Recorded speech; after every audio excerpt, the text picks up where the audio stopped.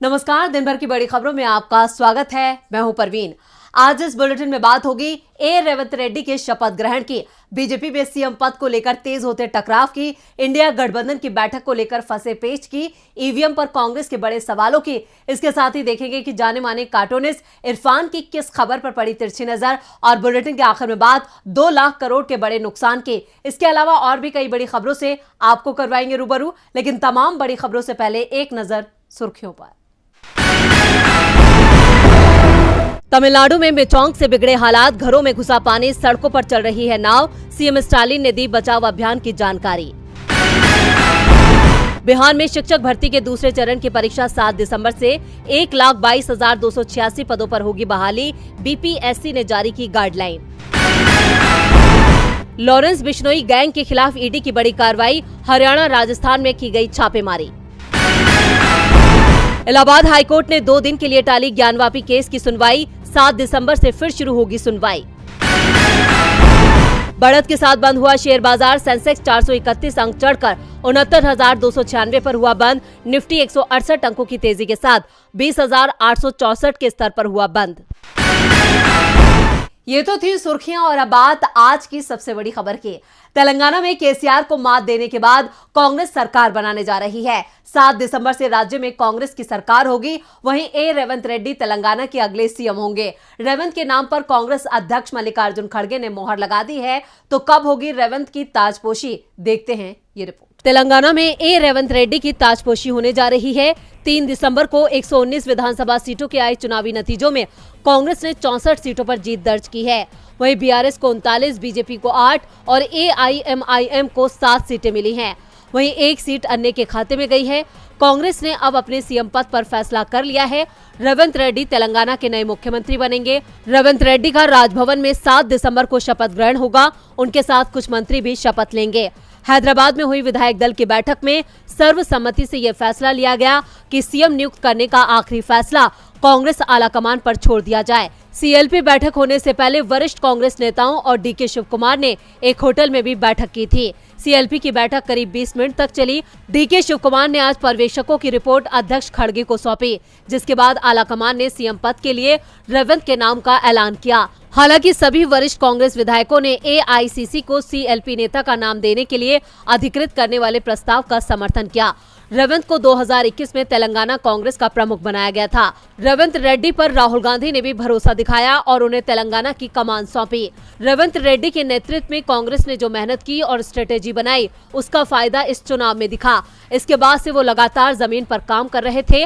रेवंत रेड्डी का जन्म महबूब नगर जिले के कोंडा रेड्डी पल्ली में 8 नवंबर 1969 को हुआ था। छात्र जीवन में अखिल भारतीय विद्यार्थी परिषद के सदस्य रहे रेवंत ने साल 2006 में सक्रिय राजनीति में उतरे थे। तेलुगु देशम पार्टी की टिकट पर उन्होंने 2009 में कोडांगल विधानसभा सीट से चुनाव जीता था। 2014 में वो तेलंगाना विधानसभा में तेलुगु देशम पार्टी के टिकट पर चुनाव जीते थे, मगर 2017 में वो हवा का रुख देखते हुए कांग्रेस में शामिल हो गए, लेकिन इसका खासा फायदा नहीं हुआ और 2018 में चुनाव हार गए। कांग्रेस ने 2019 में रेड्डी को दोबारा मौका दिया और मल्काजगिरी से मैदान में उतारा। इस चुनाव में उन्होंने अच्छी जीत दर्ज की थी। तेलंगाना में रेवंत रेड्डी अगले सीएम होंगे। वहीं 5 में से 3 राज्यों में जीतने वाली बीजेपी एक भी राज्य में सीएम का नाम फाइनल नहीं कर पाई है, और अब तो राज्यों से जो खबरें आ रही हैं, उसने बीजेपी की टेंशन को और बढ़ा दिया है। मध्य प्रदेश, राजस्थान और छत्तीसगढ़ में बीजेपी को जीत मिली, लेकिन ये जीत अब हाईकमान की परेशानी बढ़ाती दिख रही है, क्योंकि हाईकमान तय नहीं कर पा रहा है कि सीएम किसे बनाया जाए। तीनों ही राज्यों में बीजेपी ने पीएम मोदी को चेहरा बनाया था। अब ऐसे में हाईकमान को तय करना है कि राज्यों की कमान किसे देनी है। दूसरी ओर राज्यों में सीएम पद को लेकर खींचतान शुरू हो गई है। राजस्थान के पूर्व सीएम वसुंधरा राजे सिंधिया ने अपने आवास पर अपने समर्थक विधायकों को डिनर पर बुलाया। दावा ये किया जा रहा है कि इसमें करीब 40 विधायक शामिल हुए। वहीं वसुंधरा समर्थक 70 विधायकों के शामिल होने का दावा कर रहे हैं। बीजेपी विधायक कालीचरण सर्राफ ने कहा कि वसुंधरा को ही राज्य का सीएम बनाया जाना चाहिए। दूसरी ओर दिया कुमारी, बाबा बालकनाथ और गजेंद्र सिंह शेखावत के नाम भी सीएम पद की रेस में माने जा रहे हैं। ऐसे ही हालात मध्य प्रदेश में भी बनते दिखाई दे रहे हैं। यहाँ भी बीजेपी महासचिव कैलाश विजयवर्गीय, कृषि मंत्री नरेंद्र सिंह तोमर, केंद्रीय मंत्री प्रहलाद पटेल सीएम पद की दावेदारी में हैं। दूसरी ओर राज्य के सीएम शिवराज सिंह चौहान ने ये ऐलान कर दिया है कि वो सीएम पद की रेस में नहीं है। अब साफ है कि बीजेपी हाईकमान ने उन्हें संकेत दे दिए हैं कि उन्हें कमान नहीं सौंपी जाएगी। जबकि बात छत्तीसगढ़ की करें तो यहाँ भी कई नामों पर मंथन चल रहा है। पूर्व सीएम रमन सिंह दौड़ में सबसे आगे माने जा रहे हैं, लेकिन केंद्रीय मंत्री रेणुका सिंह और बीजेपी के प्रदेश अध्यक्ष अरुण साव भी दौड़ में बने हुए हैं। दरअसल अगर राजस्थान में वसुंधरा की दावेदारी कमजोर पड़ती है तो छत्तीसगढ़ में रेणुका सिंह का दावा मजबूत हो जाएगा। वो महिला हैं और आदिवासी समाज से आती हैं, लेकिन बीजेपी ने अगर ओबीसी समाज पर दांव लगाया तो अरुण साव भी भारी पड़ सकते हैं। फिलहाल बीजेपी हाईकमान सीएम पद के नामों को लेकर मुश्किल में दिख रहा है और अब तो यहां तक माना जा रहा है कि नाम तय होने में 3 से 4 दिन का समय लग सकता है। वैसे बीजेपी हाईकमान की ओर से संकेत मिल रहा है कि विधायकों की राय से ही नेता का चयन होगा। अगर ऐसा हुआ तो राजस्थान में वसुंधरा, एमपी में शिवराज और छत्तीसगढ़ में रमन सिंह सीएम बन सकते हैं। बीजेपी में सीएम पद को लेकर टकराव तेज हो गया है। इधर इंडिया गठबंधन को मजबूत करने की कवायद भी तेज हो गई है। लोकसभा चुनाव 2024 को लेकर होने वाली इंडिया गठबंधन की बैठक फिलहाल टल गई है। कांग्रेस की तरफ से इस बैठक को बुलाया गया था, जिसमें विपक्ष के बड़े नेता हिस्सा लेने वाले थे। हालांकि अब इस बैठक को लेकर नई तारीख का ऐलान हो गया है। लोकसभा चुनाव 2024 में महज 4 महीने का वक्त बचा है। उससे पहले सभी दलों ने तैयारियां शुरू कर दी हैं। इस कड़ी में 6 दिसंबर को इंडिया गठबंधन की बैठक होनी थी, लेकिन फिलहाल के लिए इस बैठक को टाल दिया गया है। अगले साल होने वाले लोकसभा चुनाव को देखते हुए ये बैठक काफी अहम थी। अब यह बैठक 16 से 17 दिसंबर को बुलाई जा सकती है। दरअसल इस वक्त दक्षिण भारत, खासतौर पर तमिलनाडु चक्रवाती तूफान मिचोंग का सामना कर रहा है, जिस कारण से डीएमके चीफ और तमिलनाडु के सीएम एमके स्टालिन ने आने से इनकार कर दिया था। दूसरी ओर ममता बनर्जी समेत कई नेताओं ने बैठक में आ पाने में असमर्थता जताई थी। पश्चिम बंगाल के सीएम ममता बनर्जी के घर में शादी का कार्यक्रम है, जिसकी वजह से वो बैठक में शामिल नहीं हो सकती थी। इसके साथ ही नॉर्थ बंगाल में भी ममता के कार्यक्रम पहले से ही तय हो चुके थे। पश्चिम बंगाल के सीएम ने 6 दिसंबर को प्रस्तावित बैठक को लेकर कहा था कि अगर उन्हें पहले से जानकारी होती तो वो नॉर्थ बंगाल के कार्यक्रम तय नहीं करती। वहीं बिहार के सीएम नीतीश कुमार की तबीयत भी खराब होने की खबरें आ रही थी, जिस वजह से उनके भी बैठक में नहीं आने की खबरें सामने आ रही थी, जिस कारण से बैठक को टालना जरूरी हो गया था। इसके बाद सभी की सहमति से बैठक को टाल दिया गया है। फिलहाल बैठक की नई तारीख का ऐलान जल्द हो सकता है। अब देखना होगा कि बैठक में किस बात की चर्चा होती है और इंडिया गठबंधन की अगली रणनीति क्या होती है। इंडिया गठबंधन पर बीजेपी की नजरें लगी हैं। नजरें तो 5 राज्यों के विधानसभा चुनाव के नतीजों पर लोगों की थी। मध्य प्रदेश में 17 नवंबर को वोटिंग हुई, 3 दिसंबर को इसके नतीजे घोषित हुए, जिसमें बीजेपी को बहुमत मिला है। लेकिन राज्य में जीत के बाद बीजेपी सवालों में है, क्योंकि वोटिंग के दिन बैलेट पेपर में आगे चल रही कांग्रेस ईवीएम में पीछे हो गई। इसी को लेकर कांग्रेस नेता ने ईवीएम और चुनाव आयोग पर सवाल खड़े किए हैं। मध्य प्रदेश विधानसभा चुनाव में कांग्रेस को हार का सामना करना पड़ा है। यहां बीजेपी ने बहुमत के साथ जीत दर्ज की है। वहीं कांग्रेस को राज्य की 230 सीटों में से सिर्फ 66 सीट पर ही जीत मिल सकी। बीजेपी की इस विराट जीत के बाद कांग्रेस पार्टी के कद्दावर नेता और राज्य के पूर्व सीएम दिग्विजय सिंह ने ईवीएम यानी कि इलेक्ट्रॉनिक वोटिंग मशीन पर ही सवाल खड़ा कर दिया। चुनावी नतीजे आने के 2 दिन बाद यानी कि आज दिग्विजय सिंह ने सोशल मीडिया पर ईवीएम को लेकर सवाल उठाते हुए लिखा कि ऐसा कोई भी मशीन जिसमें चिप लगी हो वो हैक की जा सकती है। मैं साल 2003 से ही ईवीएम से मतदान कराए जाने के खिलाफ रहा हूं। क्या हम भारतीय लोकतंत्र को प्रोफेशनल हैकर से कंट्रोल किया जाने दे सकते हैं? आपको बता दें कि दिग्विजय सिंह ने इस सवाल को वो बुनियादी सवाल बताया है जिस पर सभी राजनीतिक दलों को विचार करना चाहिए। इसी के साथ पूर्व सीएम ने चुनाव आयोग और सुप्रीम कोर्ट से भी सवाल करते हुए कहा कि क्या वो भारत के लोकतंत्र को बचा सकते हैं। इससे पहले भी दिग्विजय सिंह ने एक सीरीज में पोस्टल बैलेट के द्वारा मिले मतदाताओं की जानकारी शेयर की थी। पोस्टल बैलेट के जरिए पड़ने वाले मतों में ज्यादातर सीटों पर कांग्रेस पार्टी को ही बीजेपी से ज्यादा वोट मिले। इस पर दिग्विजय सिंह ने सवाल करते हुए कहा कि अगर जनता वही है तो ईवीएम और पोस्टल बैलेट की वोटिंग में इतना फर्क कैसे आ गया। दिग्विजय सिंह ने पोस्टल बैलेट के नतीजों की जानकारी देते हुए लिखा कि पोस्टल बैलेट के जरिए कांग्रेस को 199 सीटों पर बढ़त है, जबकि इसमें से अधिकांश सीटों पर ईवीएम काउंटिंग में हमें मतदाताओं का पूर्ण विश्वास न मिल सका। पूर्व सीएम ने इसी के साथ लिखा कि ये भी कहा जा सकता है कि जब तंत्र जीतता है तो जनता यानी कि लोग हार जाती है। अब देखना होगा कि बीजेपी दिग्विजय सिंह के बयान पर क्या सफाई देती है। ईवीएम एक बार फिर सवालों में है। सवाल तो कांग्रेस की रणनीति पर भी खड़े हो रहे हैं। विधानसभा चुनाव में कांग्रेस की हार और सरकार गंवाने के बाद मध्य प्रदेश और राजस्थान में विधायक दल की पहली बैठक राज्यों के पार्टी मुख्यालय पर हुई, जिसमें हार के कारणों पर मंथन किया गया। साथ ही नेता प्रतिपक्ष का फैसला आला कमान पर छोड़ने का प्रस्ताव पारित किया। बैठक में पार्टी के सभी विधायक शामिल हुए। क्या है पूरी खबर, देखते हैं इस रिपोर्ट में। छत्तीसगढ़, मध्य प्रदेश और राजस्थान में कांग्रेस इस बार विपक्ष की भूमिका निभाने वाली है और पार्टी ने एमपी और राजस्थान में आज विधायक दल की बैठक भी की। बैठक कांग्रेस कार्यालय में बुलाई गई। राजस्थान में हुई बैठक में आगे की रणनीति पर चर्चा हुई, साथ ही हार के कारणों पर मंथन भी किया गया। बैठक में चुनाव में भीतरघात का मुद्दा भी उठा, साथ ही हार के लिए वरिष्ठ नेताओं की जिम्मेदारी तय करने की मांग की गई। बैठक को लेकर कांग्रेस नेता सचिन पायलट ने कहा कि ये समय एक दूसरे पर दोष देने का नहीं है, हमें सोचना होगा कि आखिर जनता का साथ हमें क्यों नहीं मिला। वहीं मध्य प्रदेश में भी चुनाव में हार के कारणों को जानने के लिए पीसीसी चीफ कमलनाथ ने राजधानी भोपाल में बैठक बुलाई थी। बैठक में हारे हुए उम्मीदवारों को भी बुलाया गया था। कमलनाथ की अध्यक्षता में हुई इस बैठक में मंथन किया जाएगा कि किन कारणों से कांग्रेस को हार का सामना करना पड़ा है। इस बैठक के बाद रिपोर्ट दिल्ली भेजी जाएगी। रिपोर्ट के दिल्ली पहुंचने के बाद इस पर कांग्रेस के राष्ट्रीय अध्यक्ष मल्लिकार्जुन खड़गे, सोनिया गांधी, राहुल गांधी सहित पार्टी के वरिष्ठ नेता मंथन करेंगे। वहीं कांग्रेस आलाकमान ही तीनों राज्यों में नेता प्रतिपक्ष के नामों को भी तय करेंगे। कांग्रेस विधायकों ने भी नेता प्रतिपक्ष के चयन का फैसला हाईकमान पर छोड़ने की बात कही है। कांग्रेस में अहम पदों का फैसला हाईकमान पर छोड़ने की परंपरा रही है। बता दें कि 5 राज्यों में हुए विधानसभा चुनाव को लोकसभा चुनाव 2024 का सेमीफाइनल के तौर पर भी देखा जा रहा था।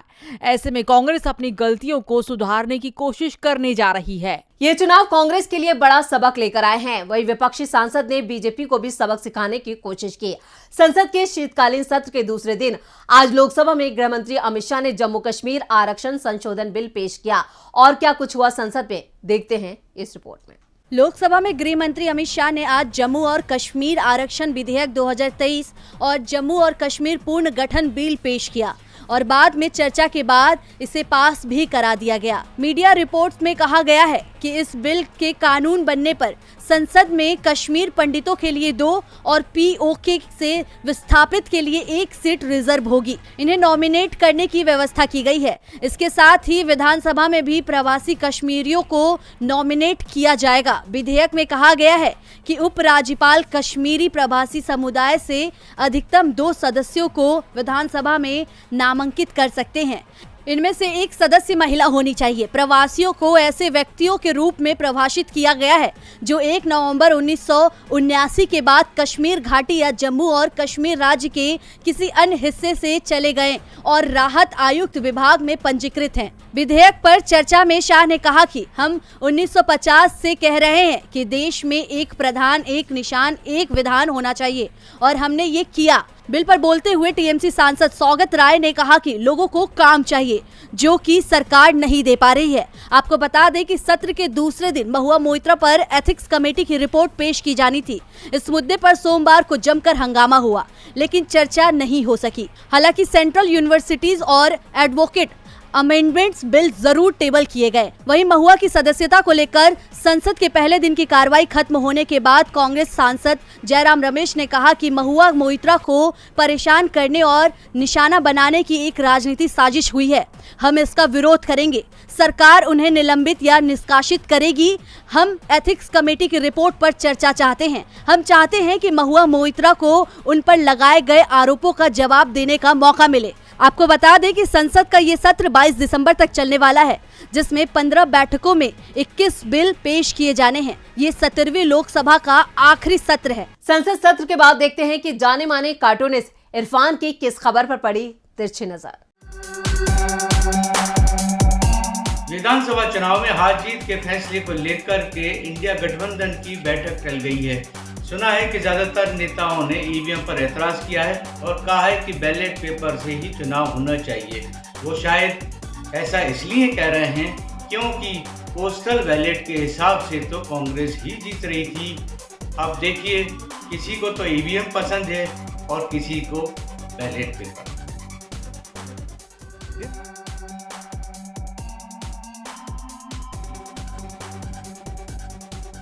बहुत बहुत शुक्रिया इरफान जी। और बुलेटिन के आखिर में बात 2 लाख करोड़ के नुकसान की। हम सभी को बैंक से कर्ज लेने के लिए तमाम पापड़ बेलने पड़ते हैं। इसके बाद अगर आपकी एक किश्त भी चूक जाए तो बैंक आपका जीना हराम कर देते हैं, आपका क्रेडिट स्कोर खराब करके आगे के लिए मुश्किलें खड़ी कर देते हैं। किसानों की कर्ज माफी पर सवाल किए जाते हैं तो वहीं देश में उद्योगपतियों को सरकार स्पेशल ट्रीटमेंट देती है। क्या है पूरी खबर, देखते हैं इस रिपोर्ट में। देश में अगर किसी किसान या किसी आम लोगों को बैंक से लोन लेना होता है तो उन्हें तमाम तरह के पापड़ बेलने पड़ते हैं, लेकिन किसी बिजनेसमैन को कोई लोन लेना होता है तो बैंक और सरकार उसके लिए सबसे आगे दिखाई देती है। इस देश में ऐसे 2623 लोग ऐसे भी हैं जिन्होंने अलग अलग बैंकों का 1.96 लाख करोड़ रुपए हजम कर लिया है और डकार भी नहीं ली। इन बिलफुल डिफॉल्टर से पैसा निकालने में बैंक अभी तक सफल नहीं हो पाया है। केंद्र सरकार ने बताया कि भारतीय रिजर्व बैंक के आंकड़ों के अनुसार मार्च 2023 तक देश में 2623 बिलफुल डिफॉल्टर हैं। ये वो लोग हैं जिनके पास 5 करोड़ या उससे ज्यादा रुपए फंसे हैं। इनके पास बैंकों का 1,96,49,000 रुपए फंसे हुए हैं। ये जानबूझकर उस पैसे को वापस नहीं कर रहे हैं। तमाम कोशिशों के बावजूद बैंक इनसे पैसे निकलवाने में सफल नहीं हो पाई है। वित्त राज्य मंत्री भागवत कडार ने लोकसभा में बताया कि वित्तीय वर्ष 2022 और 23 में बैंकों ने जितने भी लोन बट्टे खाते में डाले उनमें से आधे से ज्यादा बड़ी कंपनियों और सर्विसेज के थे। पिछले साल में कुल 2.09 लाख करोड़ रुपए के लोन माफ किए गए हैं। इनमें से 1.09 लाख करोड़ रुपए के कर्ज बड़ी कंपनियों के थे। ये आंकड़ा 52.3% होता है। वहीं वित्त मंत्री निर्मला सीतारमण ने इस मुद्दे पर कहा कि जानबूझकर डिफॉल्टरों पर कार्रवाई की जा रही है। बैंक इन डिफॉल्टरों से पैसा वापस पाने के लिए कदम उठा रहा है। 31 मार्च 2020 तक कुल 33,801 करोड़ रुपए की वसूली हुई। उन्होंने आगे कहा कि लगभग 15,000 करोड़ रुपए से अधिक की राशि डिफॉल्टरों से बैंकों को वापस कर दी गई है, जिन पर PMLA कार्रवाई की गई है। 1 दिसंबर तक 15,186.64 करोड़ रुपए की संपत्ति ईडी द्वारा जब्त की गई थी। फिलहाल ये सोचने की जरूरत है कि अगर देश में कोई गरीब वर्ग का इंसान बैंक के पास लोन लेने के लिए जाता है तो उसे कितना परेशान किया जाता है, ये किसी से छिपी नहीं है। फिलहाल ये सोचने की जरूरत है, अगर देश में कोई गरीब वर्ग का इंसान बैंक से पैसे लेते हैं तो उन्हें कितना परेशान किया जाता है, ये किसी से छिपी नहीं है। फिलहाल सरकार इस पर आगे क्या करती है ये देखना होगा। तो आज इस बुलेटिन में इतना।